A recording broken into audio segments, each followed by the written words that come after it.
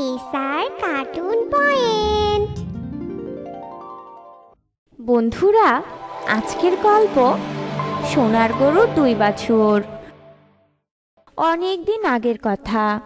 ফিরোজপুর গ্রামে বাস করত পূজা নামে একটি মেয়ে। পূজা তার ঠাকুমা সরলার সাথে থাকত। পূজার বাবা মা মারা যাবার পর সরলাই পূজাকে বড় করে তুলেছে। দুই ঠাকুমা নাতনির দিন বেশ ভালোই কাটছিল। শোন দিদি ভাই, আমি তোকে একটা কথা বলার জন্য এখানে ডেকেছি। আসলে আমি এখন অসুস্থ, বিছানা থেকে একবারে উঠতে পারছি না। তাই বলছি, জঙ্গল থেকে আমাদের খাবার জন্য কিছু ফল নিয়ে আয় তো। আমার অনেক খিদে পেয়েছে রে দিদি ভাই। ও, তুমি এজন্যই আমাকে ডাকলে ঠাকুমা? ঠিক আছে, তুমি কোনো চিন্তা করো না, আমি এক্ষুনি জঙ্গল থেকে তোমার জন্য ফল নিয়ে আসছি। কেমন?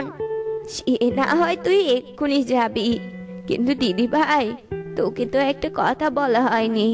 কদিন থেকে শুনছি উত্তরের জঙ্গলের পাশে যে কুটিরটা আছে না, সেই কুটিরটা থেকে নাকি একটা বিকট আওয়াজ আসে।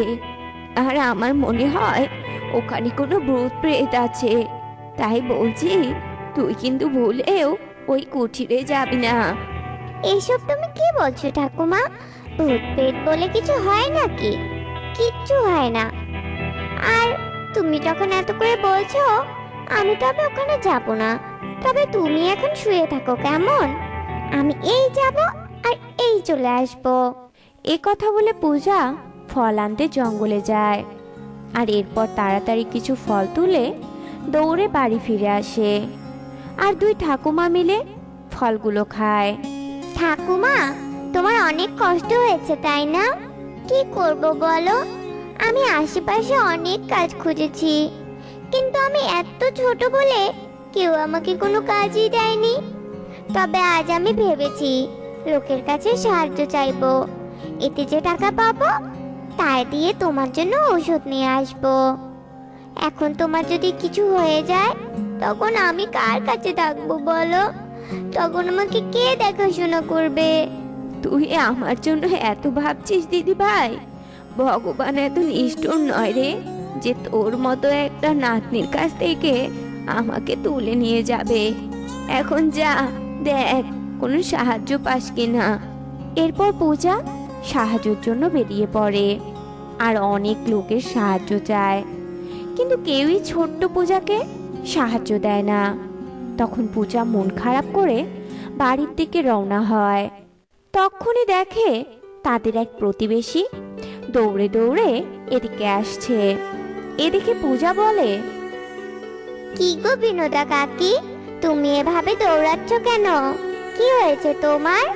তোমাকে দেখে মনে হচ্ছে তোমার পেছনে যেন ভূতের তাড়া করেছে। আর বলিস না রে মা, আমি কাপড় কাচার জন্য নদীর পাড়ে গিয়েছিলাম। আর তখনই পাশের জঙ্গলটা থেকে একটা বিকট আওয়াজ শোনা যাচ্ছিল। কি ভয়ঙ্কর আওয়াজ রে বাবা, আমি কোনোদিনও এমন আওয়াজ শুনিনি। তাই আমি ভয়ে কাপড়গুলো ওখানে রেখে এভাবে দৌড়ে পালাচ্ছি। আমার মনে হয় ওটা একটা ভয়ঙ্কর ভূত রে মা, আর এদিকেই মনে হয় তেড়ে আসছে। এ কথা বলে বিনোদা সেখান থেকে চলে যায়। আর পূজাও এই বিষয়টা নিয়ে চিন্তিত মুখে বাড়ি ফিরে যায়। এভাবে বেশ কিছুদিন কেটে যায়। আর আস্তে আস্তে গ্রামের মাঝে একটা আতঙ্ক ছড়িয়ে পড়ে যে ওই জঙ্গলের ভেতরের কুঠিরটাতে ভয়ঙ্কর কিছু একটা আছে। কি ব্যাপার, সবাই ওই বিকট আওয়াজ শুনতে পেয়েছে, কিন্তু আমি তো কিছুই শুনতে পাইনি কোনোদিনও। ভাবছি আমি একবার ওই জঙ্গলে যাব আর দেখব কি আছে ওই কুঠিরে। এরপর ছোট্ট সাহসী পূজা কুঠিরে যাওয়ার জন্য রওনা হয়। আর কুঠিরের কাছে পৌঁছাতেই পূজা বিকট আওয়াজ শুনতে পায়। তবে সাহসী পূজা ভয় না পেয়ে কুঠিরের ভেতরে যায়। আর গিয়ে দেখে ওখানে একটা সোনার গাভীকে কে যেন বেঁধে রেখেছে। কে কে তুমি? বাঁচাও, বাঁচাও আমাকে, আমাকে এখানে একা ফেলে রেখে যেও না। এ কি সোনার গাভী, তুমি তাহলে এই কুঠিরের ভিতরে ছিলে? আর তুমিই তো দেখছি কথাও বলতে পারো, কিন্তু তোমাকে এখানে কে বেঁধে রেখেছে গো? আসলে আমি একটা পরীর জাদুই সোনার গাভী ছিলাম, কিন্তু এক শয়তান তান্ত্রিক তার উদ্দেশ্য সফল করার জন্য পরীকে মেরে আমাকে তার কাছে ধরে নিয়ে এসেছে তার গোলামি করার জন্য। কিন্তু আমি রাজি হইনি বলে আমাকে এনে দড়ি দিয়ে এই কুঠিটাতে বন্দি করে রেখেছে, আর জাদু করে আমার গলার স্বরটাকেও পরিবর্তন করে দিয়েছে। তাই তো আমি ডাকলে এমন বিকট আওয়াজ হয়, আর ভয়ে কেউই আমাকে বাঁচাতে আসে না। তবে তুমি আমাকে তোমার সাথে নিয়ে যাও, আমি যে অনেক ক্ষুধার্ত। সোনার গাভীর এসব কথা শুনে পূজার অনেক কষ্ট হয়, আর পূজা সেই সোনার গাভীকে নিয়ে বাড়ি চলে যায়। আর সোনার গাভীটার ব্যাপারে সব কথা তার ঠাকুমাকে বলে। কি বললি? তুই ওই কুঠিরে গিয়েছিলি? তোকে না বলেছিলাম ওখানে একদম যাবি না। আর তুই জানি কি বললি, ওই কুঠিরটাতে একটা সোনার গাভী ছিল। আর আমরা গ্রামের লোকেরা কত কি না ভেবেছি। কিন্তু দিদি ভাই, তুই যে ওকে বাড়ি নিয়ে এলি, এখন ওকে খাওয়াবি কি? হ্যাঁ, আমরা নিজেরাই তো ঠিক মতো খেতে পারি না। তুমি অত ভেবো না তো ঠাকুমা, আমি ওর জন্য এখন ঘাস কেটে আনছি, কেমন? তুমি কিন্তু বিছানা থেকে একদম উঠবে না, আমি ঘাস কেটে এক্ষুনি চলে আসবো। এরপর ছোট্ট পূজা সোনার গাভীর খাওয়ার জন্য ঘাস আনতে চলে যায়, আর কচি কচি ঘাস এনে গাভীটাকে খেতে দেয়। এরপর সেই সোনার গাভী ঘাসগুলো খায়। এভাবেই ছোট্ট পূজা গাভীটার অনেক যত্ন নিত। পূজা, তুমি আমার কত খেয়াল রাখছো, কত যত্ন করছো। তুমি দেখো, আমি তোমার এই কষ্টের দাম একদিন ঠিকই দেব। তুমি যে আমার জীবন বাঁচিয়েছো, তুমি যে আমার অনেক ভালো বন্ধু। তুমি যে সব কি বলো না সোনার গাভী, আমার আবার কিসের কষ্ট হবে? আর হ্যাঁ, এত কথা না বলে খাও তো। তোমার জন্য না হোক, তোমার বাচ্চার জন্য ঘাসগুলো খাও। তুমি তো গর্ভবতী, কিছুদিন পরে তোমার বাচ্চা হবে। আমার যে কি মজা লাগছে। আচ্ছা ঠিক আছে, তুমি ঘাসগুলো খাও, আমি একটু ঠাকুমার কাছে যাই, দেখি ঠাকুমার কিছু লাগে কিনা। এ কথা বলে পূজা তার ঠাকুমার কাছে চলে যায়। এভাবে বেশ কিছুদিন যাবার পর সোনার গাভীটা একসাথে দুটো বাছুরের জন্ম দেয়। এ কি, সোনার গাভীটা তো দেখছি একসাথে দুটো বাছুরের জন্ম দিয়েছে। এটা কি করে সম্ভব?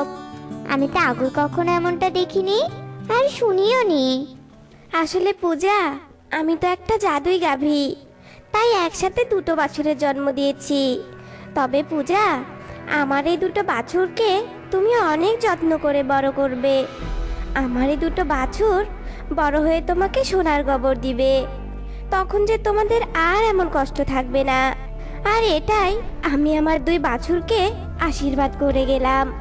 এ কথা বলতে বলতে হঠাৎই সোনার গাভীটা কেমন জানি করতে শুরু করে। সে হাঁপাতে শুরু করে, তার শ্বাস বন্ধ হয়ে যাচ্ছিল, সে ছটফট করছিল।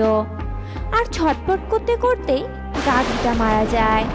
আর সোনার গাভীর এমন হঠাৎ মৃত্যুতে পূজা অনেক কষ্ট পায়, আর দৌড়ে তার ঠাকুমার কাছে যায় আর সবটা খুলে বলে। কাঁদিস না দিদি ভাই, কাঁদিস না।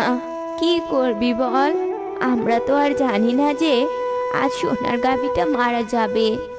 এখন আমাদের যে করেই হোক ওই ছোট ছোট বাছুর দুটোকে বড় করতে হবে। তুমি ঠিকই বলেছো ঠাকুমা, ওদের তো মা নেই, এখন ওদের অনেক যত্ন করতে হবে।